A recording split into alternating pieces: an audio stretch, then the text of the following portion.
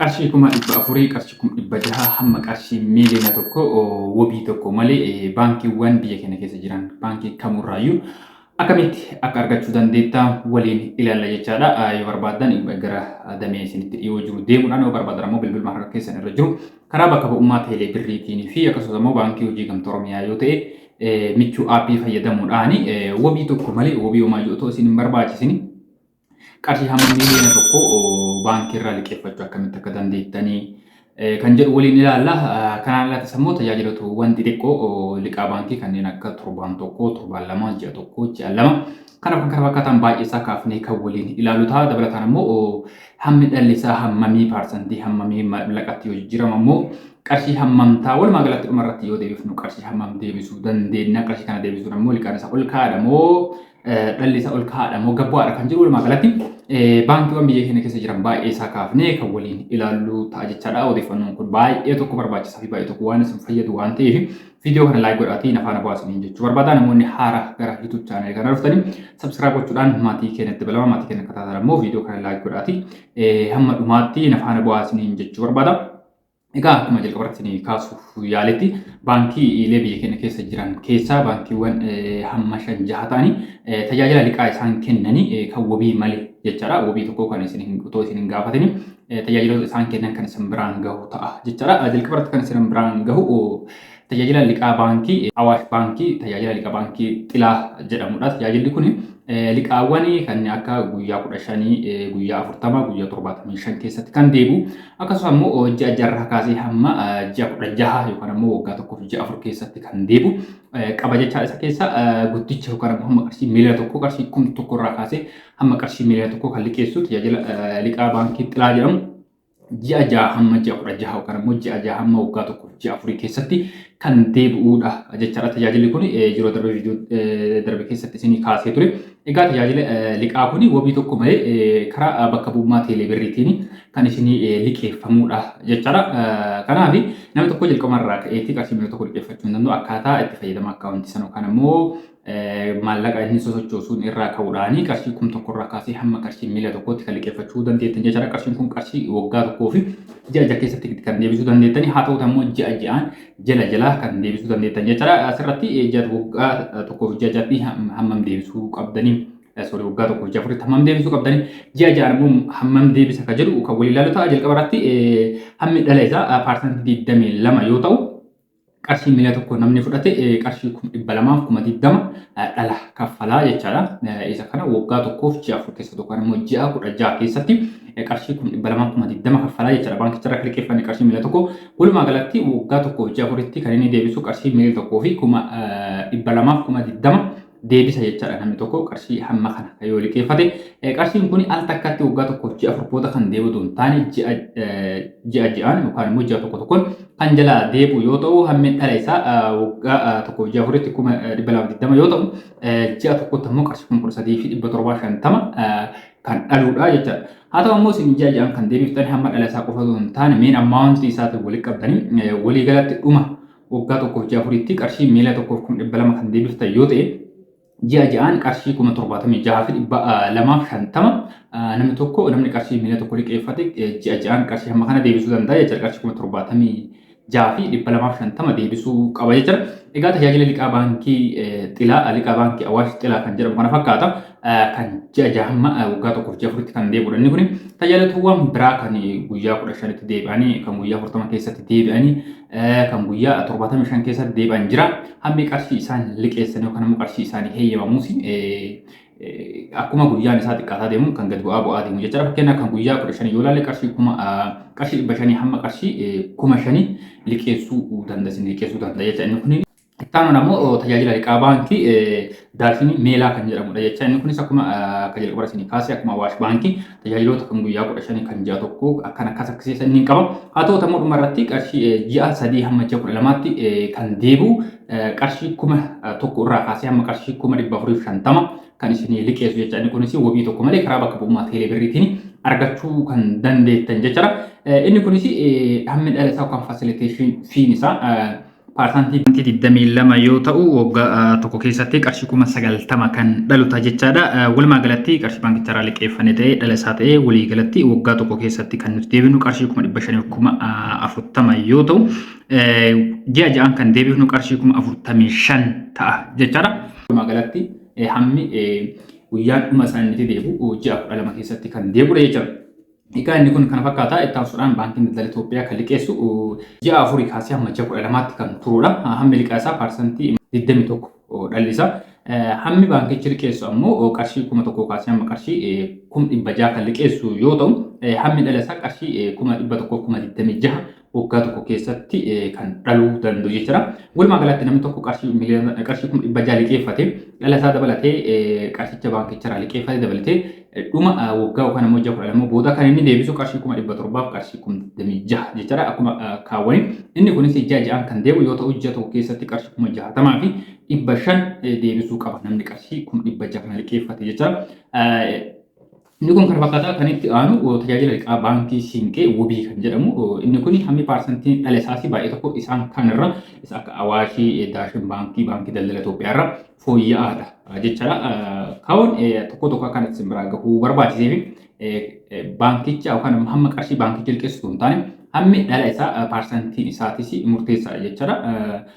Fakkeenya baankii Awaash yoo fudhanne baankii Daashii yoo fudhanne hammi dhala isaa parsantii 22 baankii daldala Itoophiyaa parsantii 21 baankiin Siinqee tajaajila liqaa baankii Wobii jedhamu qarshii parsantii 19.5 jechaadha. Egaa hammi inni liqeessu qarshii 1,000 irraa kaasee hamma qarshii miiliya tokko kan isin liqeessu yoo ta'u inni kunis Wobii tokko malee karaa bakka bu'ummaa teeleebirriitiin kan isin liqeessu jechaadha. Namni tokko qarshii miiliya tokko liqeeffate turtiin isaa ji'a 5 irraa kaasee hamma waggaa tokkoo fi ji'a 2 yookaan ammoo ji'a 14 kan turudha jechaadha. Namni tokko waggaa tokko ji'a 2 booda qarshii miiliya tokko liqeeffate hammi liqaa dhalli isaa qarshii 1,195 jechaadha. Deelii fi qaba guyyaa guyyaan kan dhalu qaba parsantii 0.1 inni kun baay'ee xiqqaadha. Namni qarshii miiliya tokko liqeeffate waggaa tokkoo fi ji'a 2tti qarshii 1,000 qofa kan dhalu jechaadha. Walumaa galatti namni baankii kanarraa qarshii miiliya tokko liqeeffate qarshii 1,196 dhala qaba jechaadha. Inni kunis meen ammoontii yookaan qarshii baankicharraa liqeeffanne walitti dabalame namni tokko waggaa tokkoof ji'a 2 keessatti kan deebisu qarshii miiliya tokkoo fi qarshii 1,196 kan deebisu yoo ta'u isa kanas ji'a ja'aan kan deebisu jechaadha. Ji'a tokko keessatti hammi inni deebisu qarshii 85 fi 435 ji'a ja'aan kan deebiftan ta'a jechaadha. Inni kunis isiniifis baay'ee tokko namoota liqeeffataniifis baay'ee gaariidha. Al takkatti yookaan waggaa tokko ji'a 2 booda qarshii miiliya tokkoo fi 1,196 kan al tokkotti deebisuu irra ji'a ja'aan bu'aa argan irra ji'a ja'aan qarshii hamma kana 85,435 kana ji'a ja'aan deebisuun irra gaariidha jedhamee yaadameeti yookaan tajaajila liqaa baankii kana yookiin akkasuma lafaa kaamee waan kennamu miti jechaadha. Isaan itti yaadanii akkamitti deebisuu danda'a namni maallaqa kana fudhatee hojii itti hirmaatu tokko akkamitti yoo deebisu isaafis gaariidha. Dhaabbatichaafis gaariidha. Al takkatti deebisuu irra ji'a ja'aan deebisuun kun gaariidha kan jedhu murteessaniiti jechaadha. Kanaaf hammi dhala isaa parsantii 19.5 isa kanas asumaan akka beektan isin jechuu barbaada. Egaa namni tokko yoo waggaa tokkoo fi ji'a 4 yookaan immoo waggaa tokkoo ji'a 2 kana keessatti kan hin deebifne ta'e peenaalitii qaba jechaadha. Deebisuu dhabuu kan keetiif dhalas ni kaffaltaa deebisuu dhabuu guyyaas waan irra dabarsitee fi parsantii ittiin dhalutu jira jechaadha. Dhala jalqabaa meen intarestiitii alatti waan guyyaa irra dabarsiteef kan dhalu qaba waan ta'eef kunis qarshii akkasitti ol ka'u taasisa waan ta'eef namoonni tajaajila akkasii kanarratti hirmaatan guyyaa isaa otoo irra hin dabarsin ji'a ja'aan kan kaffaltan guyyaa otoo hin dabarsin dhuma waggaa yookaan ammoo waggaa tokkoof jiini 4 kan isin heeyyamamu ta'e jiini waggaa tokkoof jiini 2 kan waggaa tokko jira waan ta'eef gaafa kanas kaffaltii isin irraa barbaachisu kan baankii irraa liqeeffatanii fi dhala maallaqachuuf biraa qabuti walitti qabdanii yoo deebiftani marsaa itti aanuu fi hamma qarshii dura liqeeffatanii irra kan isin dabalu ta'a jechaadha. Itti aansuudhaan hammi dhala isaas baay'ee tokko xiqqaa kan ta'e baankota ammas kaase kan bira yoo qabnu hammi liqaa isaas baay'ee tokko gad aanaa kan ta'e baankii hojii gamtaa Oromiyaati. Tajaajila liqaa baankii Michuu kan jedhamu karaa bakka bu'ummaa isaatii Michuu aappiidhaan kan liqeeffachuu dandeetta Wobii tokko malee jechaadha. Inni kun sadarkaa 3tti qoodamee ilaalama. Sadarkaa tokkoffaa sadarkaa lammaffaa irratti homa Wobii tokkos hayyama daldalaa tokko illee isin kaafatanii kan isin liqeessuu danda'u jechaadha. Tajaajila liqaa baankii Michuu Kiyyaa fi Michuu Guyyaa kan jedhaman. Isaan keessaa tajaajila liqaa baankii Kiyyaa keessattuyyuu dubartoota kan baay'ee deeggaru hammi dhala isaa paarsantii 3.5 ka ta'e jechaadha. Baay'ee tokko xiqqaadha.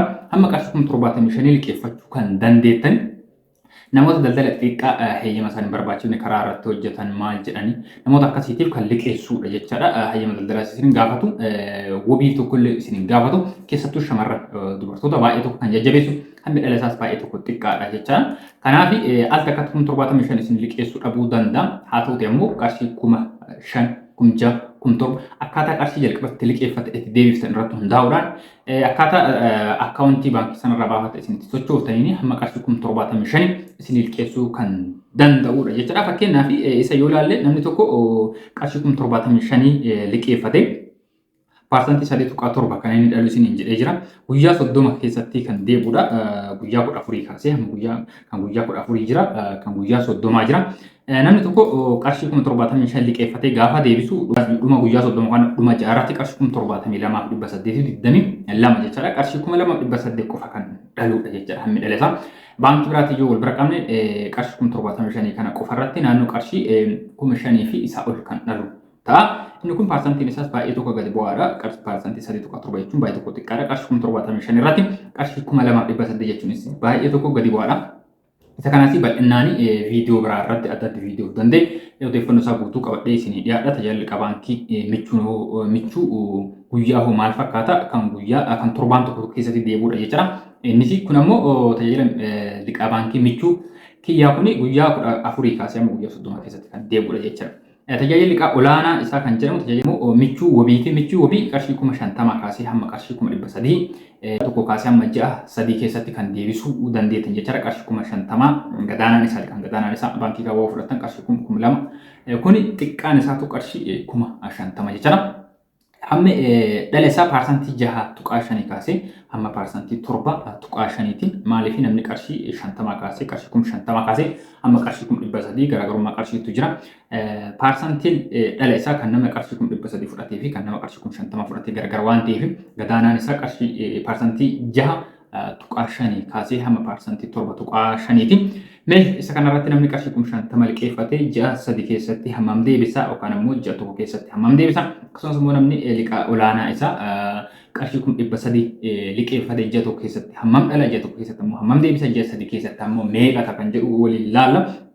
Egaa namni tokko qarshii 300 liqeeffatee hammi dhala isaa paarsantii 7.5 kan inni herreegamu ji'a 1 keessatti qarshii 22,000 fi ji'a 3 keessatti qarshii 67,500 kan dhaludha jechaadha. Namni qarshii 300 liqeeffate asis fi qaba paarsantii 2 jechaadha dhalli biraa. Inni kun ammoo ji'aan otoo hin taane walumaa galatti gaafa maallaqni kun itti deebi'udha. Inni kun yoo herreegamu naannoo qarshii 6,000 ta'a jechaadha. Ji'a 3 keessatti walumaa galatti qarshii 73,500 kaffaltanii jechaadha. Lakkoofsa namni qarshii 300 liqeeffate ji'a 3 keessatti qarshii 73,500 kaffaltanii jechaadha.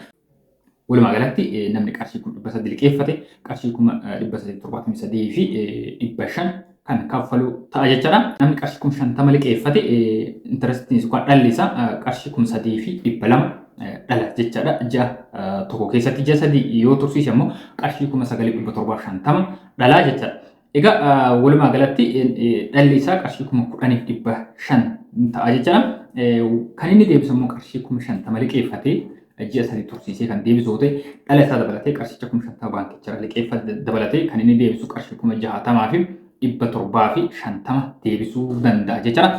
Egaa odeeffannoon guyyaa har'aa qabadhe isin fi baankiiwwan hanga ammaa isin kaase kanneen hammi dhala isaanii kana fakkaata. Dhala xixiqqaa kan guyyaa muraasa guyyaa 15 guyyaa 7 ji'a 1 guyyaa 40 fi guyyaa 75 kanneen biraas jirani. Egaa odeeffannoo akkas akka isin yoo barbaadan keessattuu baankii hojii gamtaa Oromiyaa irratti hammi dhala isaa baay'ee gadi bu'aadha waan ta'eef tajaajila liqaa baankii michuu kiyyaa guyyaa fi wabii kana bal'inaan odeeffannoo isaa guutuu beekuu yoo barbaadan viidiyoo itti aanu kanuma viidiyoo biraatiin kan isin dhiyaadhu taasisan jechuudha. Odeeffannoo guyyaa irraa isin kan hanga ammaa isin biraan gahaa ture ammas irra deebi'uun namni haaraa gara YouTube channel kan dhuftan subscribe gochuudhaan maatii kana dabalaa maatii kana akka taatan ammoo viidiyoo kana godhaati xumuraatiin jechuu barbaada waan namatti hin gadhaatu xuma gadni keessan dachaa viidiyoo biraatiin hamma walitti deemnutti baay'ee